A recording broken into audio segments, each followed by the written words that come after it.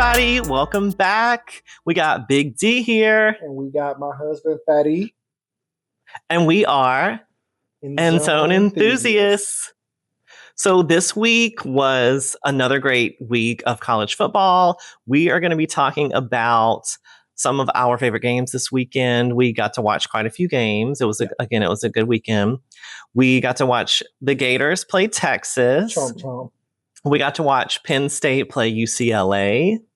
Kitties. We watched FSU play Miami. No comment. And Alabama Vanderbilt. Roll Tide. Yeah. So let's get into it. Lions and Tigers and Bears. Penn State played UCLA. This was a Big Ten game, and it was played at UCLA. Mind you, sorry, that's the Nittany Lions versus the Bruins. At Rose Bowl. Oh, it was the Rose Bowl. Okay.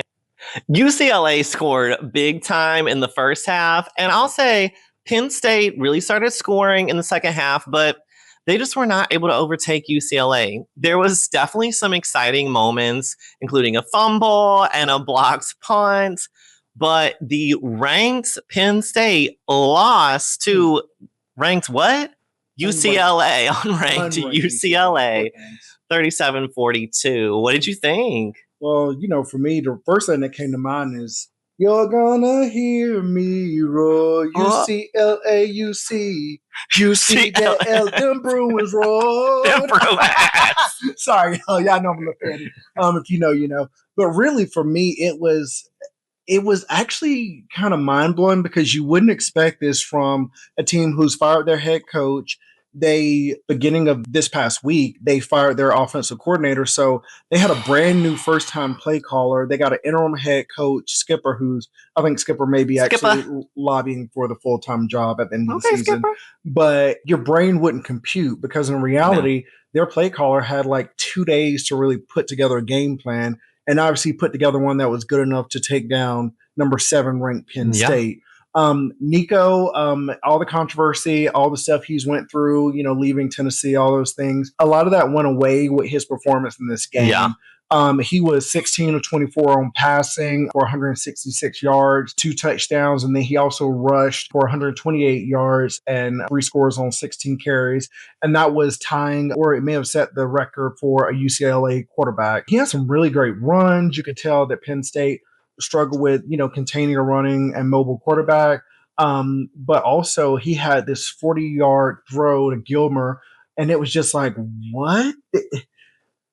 And Gilmer had 5 catches for 79 yards and a touchdown. So it was really, really good to see kind of UCLA get their feet underneath them and see Nico really lean into it. Now, Penn State was still pretty good in the back half. I think they were thrown off because they didn't really know what they were preparing for. And I think that was part of the challenge. They hadn't seen this offense with, the play caller. So there were some issues, but, Drew Allar looked good.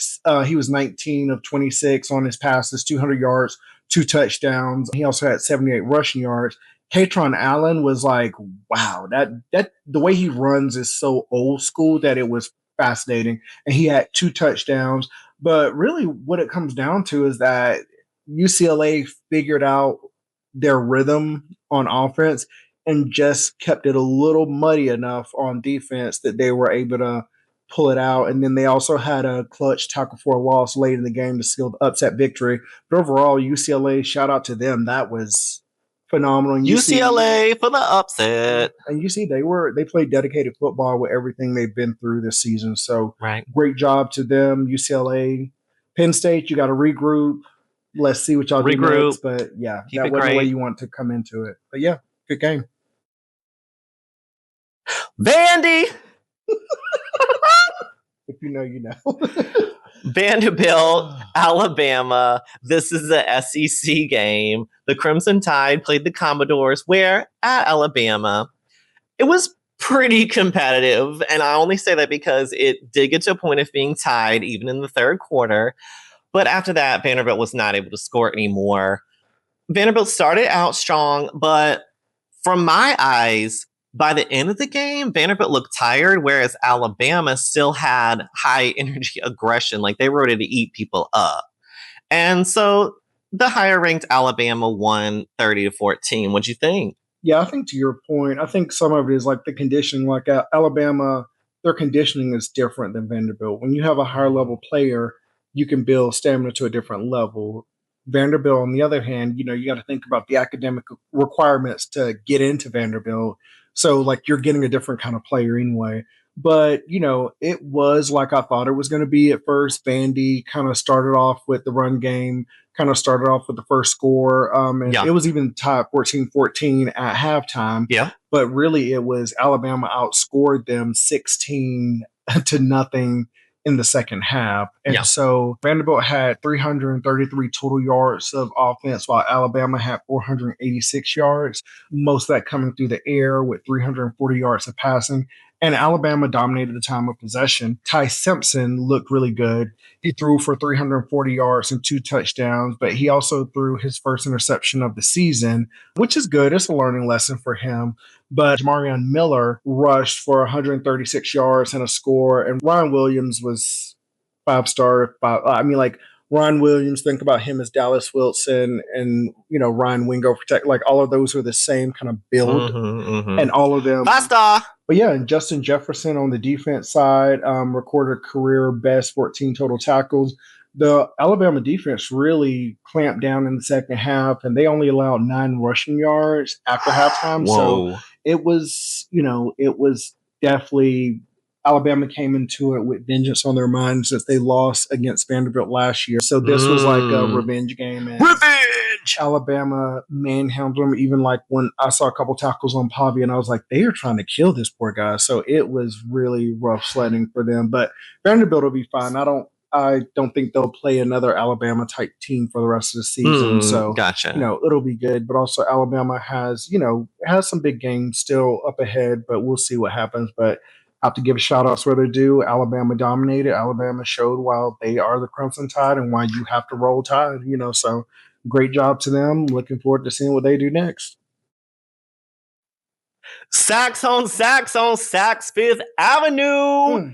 You know what I'm talking about. I'm talking about Florida Gators playing Texas Longhorns. They played at Florida. It was an SEC game. Chomp Chomp.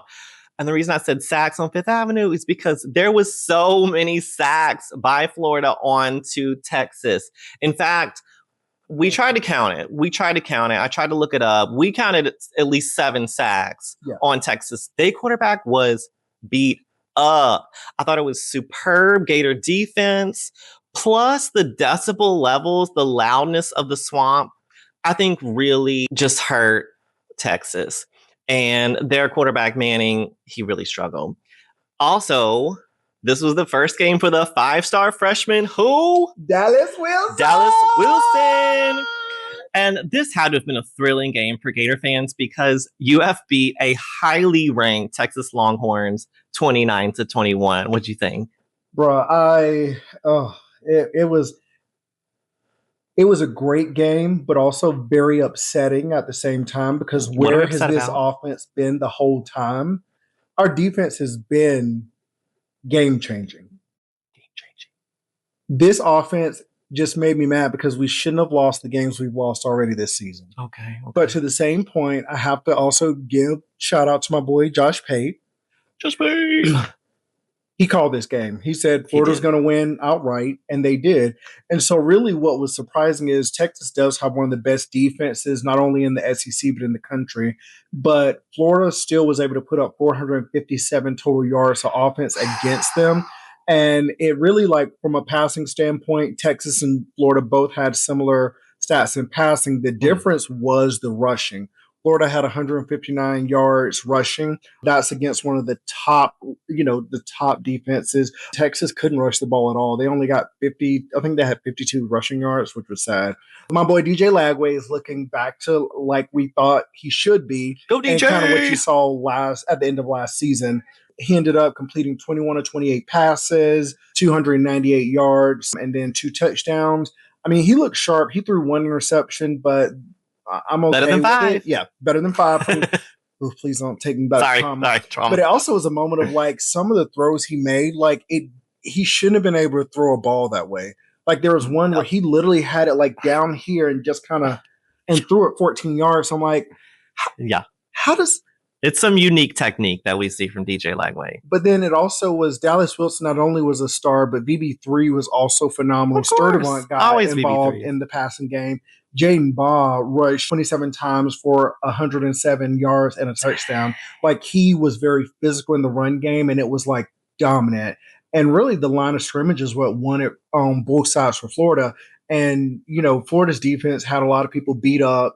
We've lost a lot of really good people, but the fact that we can still put out a stout defense like this, really, Ron Roberts on the Florida side had, my boy, Ron Roberts. He had Sark and Manning in a blender the whole night. Like, it was dominant. Yes. But on the Texas side, Ron Wingo had a really nice touchdown catch.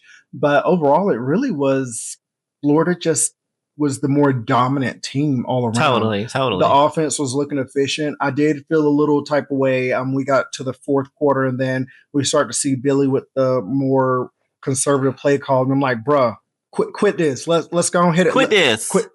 Put your foot on the gas. And then, you know, we would have been up one touchdown had they not punched out that reception by Hayden Hansen. But overall, this is what we thought we were going to see like coming into the season. Now we got it. And we got it now. But I'm still going to say I think Billy got to go at the end of the season. Billy's probably still got to go. Get these wins. We're happy for the win. But he may even try, and don't quote me on this, but he may even try to pull like, hey, if I hire an offensive coordinator in the offseason, a real one, will y'all let me stay on? Sure. The defense is elite. Defense is absolutely elite and will keep us in every game. But I want to see how far they go. But overall, really great win over number 9 Texas. Yeah. Like, that's how you do it. And I saw a lot of the Texas people even saying how loud the Swamp was and how they've not been in an environment like that before. You can go see other people, you know, they went to Ohio State, but it's not like the Swamp. The Swamp is built different. And like Tim Tebow said before the game, only Gators get out alive. Only Gators get out alive. Chomp chomp. Oh!